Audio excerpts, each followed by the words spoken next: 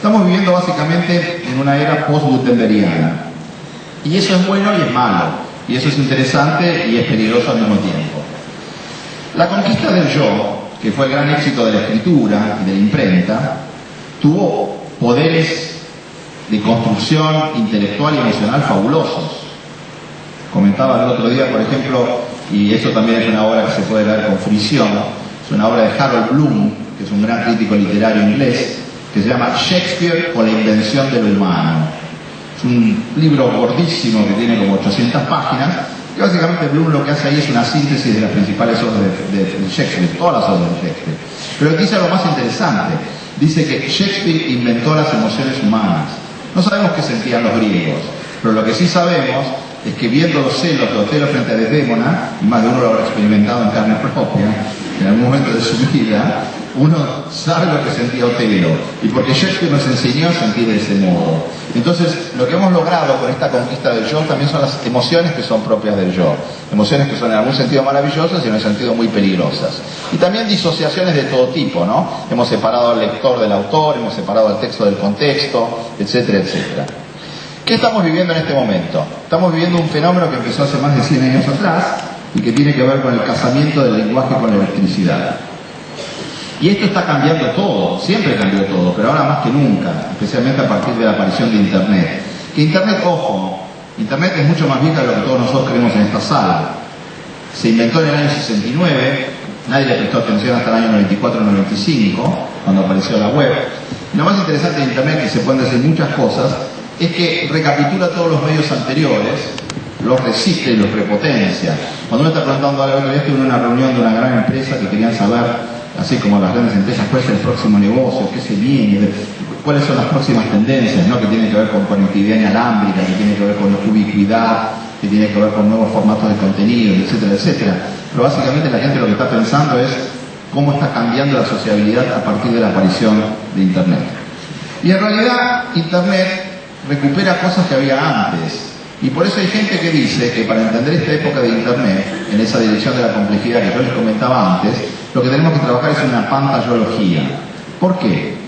Porque acá hay gente de diversas edades, la gente más joven, igual estudió mucho con libros, prácticamente todo el mundo estudió acá con libros. No hay nadie de primera generación que haya estudiado y que se haya formado en Internet. En esta sala no hay nadie de ese tipo, pronto lo habrá.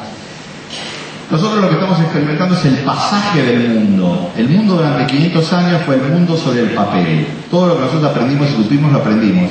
Alguna gente en el campo, especialmente con destrezas prácticas, pero básicamente leyendo. El mundo estaba representado en el papel. ¿Y cuál es la novedad de estos últimos 10, 15 años? Que la representación del mundo pasó del papel a la pantalla. El mundo deja de estar en el papel, o ya no está solamente en el papel, el mundo está en la pantalla. Muchísimas cosas de las que saben los chicos no las leyeron leyendo libros. Las vieron en el History Channel, en el Discovery Channel, en el Discovery Kids, en MTV, en un montón de nuevos formatos y sobre todo en Internet, ¿no? Entonces estamos en una nueva arena cognitiva, estamos multiplicando la mente por el software. Están apareciendo una serie de fenómenos que son realmente inéditos, que recién los teóricos lo están investigando, en Flaxo, en la UBA, en la Universidad de Santa Fe, en todos lados, pero lo que prácticamente nos estamos planteando es la responsabilidad de hacer sentido con la pantalla y de no caer en esta trampa en la que cae Giovanni Sartori, por ejemplo, en Homo Widens, de considerar que lo bueno, la argumentación, lo positivo, el pensamiento pasa exclusivamente por el texto y que la imagen es alienación, que la imagen es incapacidad de discutir, que la imagen es fundamentalmente una zanahoria que embota la mente. Este dualismo, esta oposición River-Boca, este maniqueísmo, es una mala forma de entender esta dinámica. Porque esta dinámica es mucho más compleja. Y eso lo vamos a ver un poquito, investigando rápidamente qué es esta cuestión de cuando lo digital y la electricidad se deviene digital a través de la cognición, ¿no? Nuestro mundo es un mundo realmente muy atípico. La gente que está atrás no va a ver nada en este gráfico, pero este gráfico tiene básicamente dos líneas. Esa línea amarilla que va ahí desde el año 1900 hasta el año 2000 habla de la cantidad de países que hay en el mundo. En el año 1900 había en el mundo 62 países y en el año 2000 hay 220 países. Hay gente que dice que esto va a seguir, que la fragmentación de los países que nos están viendo en Europa se va a multiplicar, que pronto va a haber un mundo de 1000 países. Hay gente que está hablando del fin del Estado, del fin de las naciones. Puede pasar muchas cosas.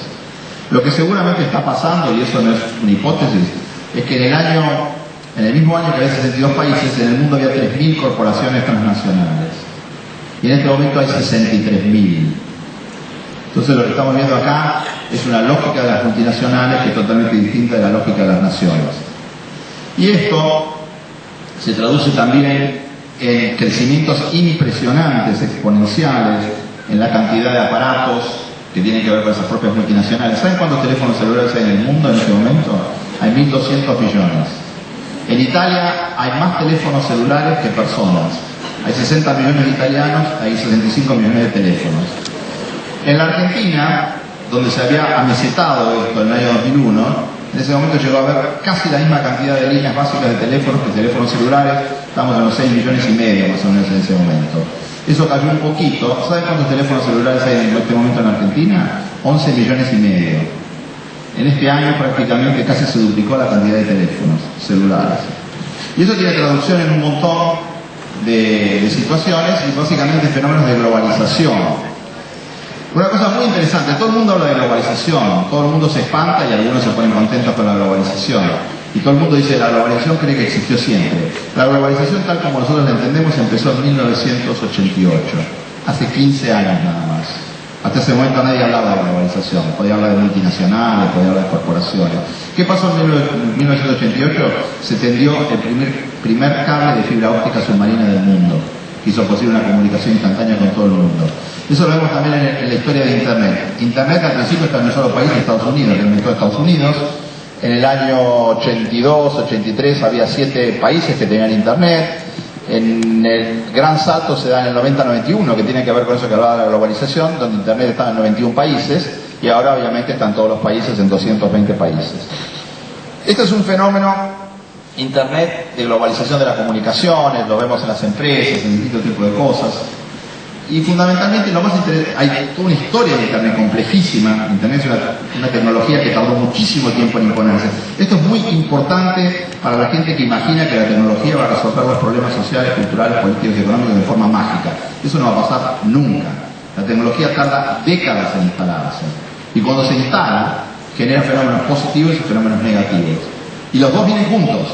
El que tenga la fantasía, sobre todo las compañías que nos venden Internet y los celulares, como con esto ya se arregla todo, está mintiendo por la mitad de las cosas, porque la tecnología siempre tiene esta doble carácter, de positivo y negativo al mismo tiempo. Pero lo más interesante de todo, y esto lo viene investigando mucha gente, los finlandeses, que tienen mucho que ver con el desarrollo de Internet, Finlandia es uno de los países que tiene más conectividad de Internet en el mundo, los países nórdicos, ¿no? Es que Internet, la gente que inventó Internet, y hay varias personas, por ejemplo, Vinton Cerf, que es el que inventó el protocolo TCP/IP que hace posible la conectividad universal. Cuando le preguntan, estuve con él en mayo en Barcelona, le preguntaron, ¿usted Vinton Cerf se imaginaba que en el año 2004 iba a haber 950 millones de personas usando Internet en el mundo? Yo no tengo la menor idea. O sea, yo inventé algo porque, en parte lúdicamente y en parte porque pensé que podía servir, y básicamente para la comunidad académica y militar, pero jamás pensé que esto iba a tener consecuencias en la sociedad. ¿Qué se saca de eso, de la investigación a fondo de Internet y de la investigación a fondo de las innovaciones? Que los inventores no son dueños de las innovaciones. Los inventores no tienen la menor idea de lo que están haciendo. Cuando se inventó el teléfono, en 1880, nadie quería tener teléfono, y no solo porque fuera caro, nadie sabía para qué servía el teléfono. ¿Saben para qué usaba el teléfono durante 40 años? Lo tenían nada más que los empresarios, y se levantaba el teléfono y se escuchaban noticias y música. Porque a nadie se le ocurría que el teléfono podía servir para lo que realmente fue después, que era para las visitas virtuales, para el descubrimiento de la sociabilidad a través de la tecnología. Eso nadie se lo imaginó. Entonces, todas las tecnologías son efectos secundarios de interacciones sociales significativas. Si la interacción social es significativa, la tecnología va a triunfar. Pero esto dice algo mucho más interesante. Dice que la tecnología no es de los inventores ni de las compañías, sino de los usuarios. Los usuarios inventamos las tecnologías. Los docentes inventan las tecnologías. A ustedes les pueden vender que Internet sirve para esto, para esto, para esto. Internet sirve para lo que ustedes quieran que sirva. Internet sirve para lo que ustedes sepan apropiarse de Internet.